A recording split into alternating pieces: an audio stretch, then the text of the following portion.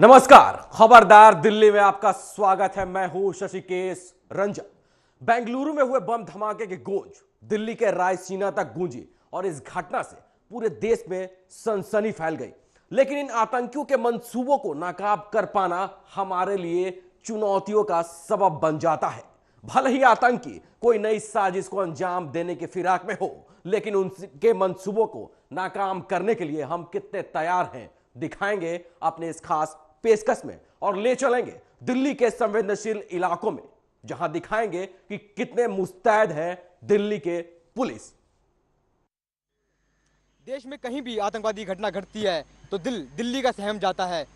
भले ही वारदात अमेरिका के बॉस्टन में हो या बेंगलुरु में, दिल्ली कभी भी महफूज नहीं है और हमेशा से ही आतंकवादियों के निशाने पर रही है। और आज हम अपने कैमरे से दिखाएंगे कि दिल्ली आप और हमारे लिए कितनी महफूज है।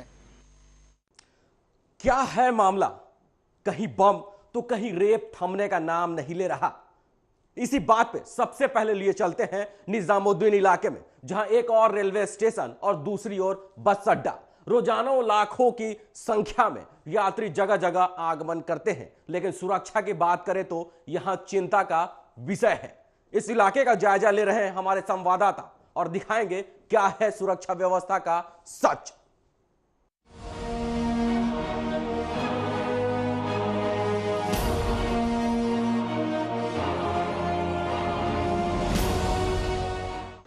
अब हम आ चुके हैं निजामुद्दीन रेलवे स्टेशन पर और आतंकवादियों के निशाने पर हमेशा इस प्रकार के संवेदनशील इलाके ही उनके निशाने पर रहते हैं। लेकिन इस चिलचिलाती धूप में अभी तक कोई पुलिस व्यवस्था नहीं है यहाँ पर, और इसके बाद देखेंगे अंदर का क्या है नज़ारा और क्या है वहाँ की पुलिस व्यवस्था।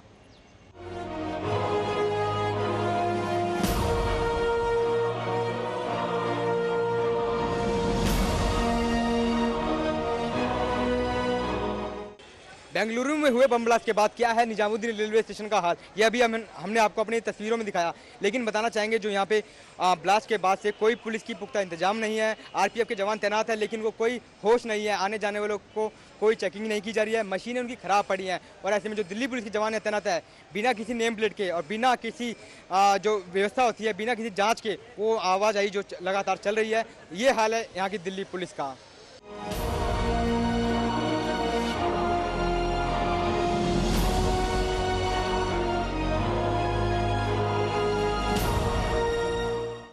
निजामुद्दीन रेलवे स्टेशन के बाद अब हम आ पहुंचे हैं यहाँ के नज़दीकी गेस्ट हाउस में, जो कि चौहान गेस्ट हाउस के नाम से जाना जाता है। यहाँ पर क्या है सुरक्षा व्यवस्था और किस प्रकार से ये लोग आने जाने वाले लोगों पर निगरानी रखते हैं, यहाँ से बात करेंगे। यहाँ पे जो हैं जो यहाँ पर रजिस्टर मेंटेन करते हैं, यहाँ पूरा देखभाल करते हैं, उनसे जानेंगे यहाँ पर जो लोग आते हैं कैसे आप सुरक्षा व्यवस्था कैसे आप मुहैया कराते हैं लोगों को। देखिए, एक तो हम खुद यहाँ पे देख रेख करते हैं, जो कि गेस्ट हाउस में बहुत कम अमूमन मालिक जो हैं रहते हैं। हम खुद यहाँ पे रहते हैं, एक छोटे भाई एक बड़े भाई, दोनों हम 24 घंटे यहाँ पे नज़र रखते हैं। दूसरा, हमने एक रास्ता भी हमने ये देखिए कम से कम निकाला हुआ है। ये गैलरी में कम से कम वो साथ में जो आने का रजिस्टर एंट्री करना, उसका पूरा जो 2 आदमी हैं, 1 आदमी हैं, जितने भी आदमी होते हैं उनका सबका पूछताछ करके। कोई संदिग्ध व्यक्ति आता है, क्योंकि आपके यहाँ जो आते होंगे वो बाहरी लोग होते हैं, तो कैसे आप पता लगा पाते हैं कि वो बाहरी संदिग्ध है, कैसे उसकी जांच करते हैं? देखिए, ऐसा होता है कि आदमी को देखने से भी ऐसे पता चल जाता है, लेकिन हम जैसे आईडी लेते हैं तो जैसे 3 आदमी आए, 3 लड़के, ज़्यादातर हम लड़कों पे ज़्यादा ध्यान देते हैं। जो यंगस्टर है 25 साल से नीचे, जो एजड है उन पर थोड़ा सा कम हो जाता है। कम का मतलब ये नहीं कि उस पर नहीं होता, लेकिन उसका पूरा आईडी जो है उस पर कम थोड़ा ध्यान दिया जाता है। इस पर ज़्यादा दिया जाता है। जो एजड होता है, जो कम एज का होता है, उस पर ज़्यादा दिया जाता है। वो इसलिए क्योंकि 20-25 साल के लड़के ज़्यादा भटके होते हैं, और उनका हम तीनों चारों का जिनका भी होते हैं 3 मोबाइल नंबर, उनका फोटो, उनका सब कुछ लेने के साथ ही जाना चाहेंगे कि जो निगरानी के लिए आपके यहाँ क्या सीसीटीवी की व्यवस्था है? हाँ, ये देखिए।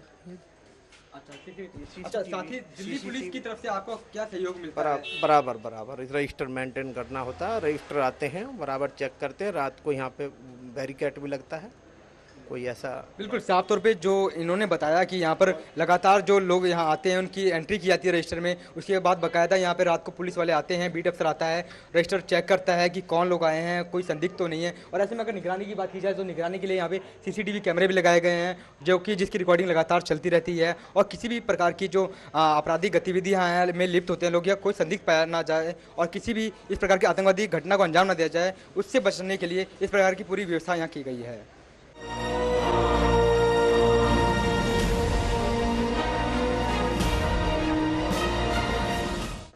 इस समय हम खड़े हैं निजामुद्दीन और सराय काले खां की लाल बत्ती पर, जहां से आवाजाही लोगों की होती है। और ऐसे में दिखाना चाहेंगे यहाँ पे बैरिकेडिंग भी की गई है, पुलिस चौकी है और जो पुलिस सहायता केंद्र है वो बनाया गया है। और ऐसे में यहाँ पर दिखाना चाहेंगे डिस्प्ले किया हुआ है कि ACP से लेकर नीचे जो बीट अफसर है वहाँ तक के अधिकारियों का नंबर है और किसी भी प्रकार की अगर आपको परेशानी होती है तो आप सीधा इन अधिकारियों से संपर्क कर सकते हैं और अपनी परेशानी बता सकते हैं। ऐसे में क्या है अंदर का हाल चौकी के और बीट के अंदर का हाल, वो हम आपको दिखाएंगे कि किस प्रकार यहाँ से जो पुलिस वाले हैं वो नदारत हैं, कोई पुलिस व्यवस्था नहीं है यहाँ पे, कोई यहाँ पर पुलिस कर्मी नहीं है। ऐसे में क्यों है यहाँ से नदारत, ये बड़ी ही आश्चर्य की बात है। जिस प्रकार बेंगलुरु में हुए ब्लास्ट के बाद से लगातार जो देखा जा रहा है कि दिल्ली में भी जो संभावनाएं जताई जा रही हैं कि इस प्रकार की संभावनाएं और इस प्रकार की कोशिश की जा सकती है, तो उसको नाकाम करने के लिए यहाँ पे दिल्ली पुलिस की मुस्तैदी जो बहुत ही ज़रूरत बताई जा रही है, लेकिन अभी तक कोई ऐसा पुलिसकर्मी नहीं मिला है। इस चिलचिलाती धूप में जो आम आदमी है वो तो नदारत है ही, साथ ही साथ जो दिल्ली पुलिस है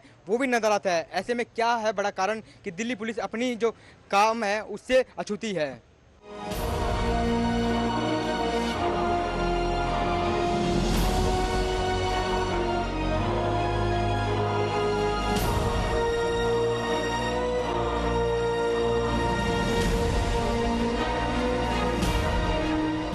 बता रहे हैं आप ही का है? नहीं नहीं, मेरा नहीं। ये तो किसका बताइए, तो आपके सामने रखा हुआ है।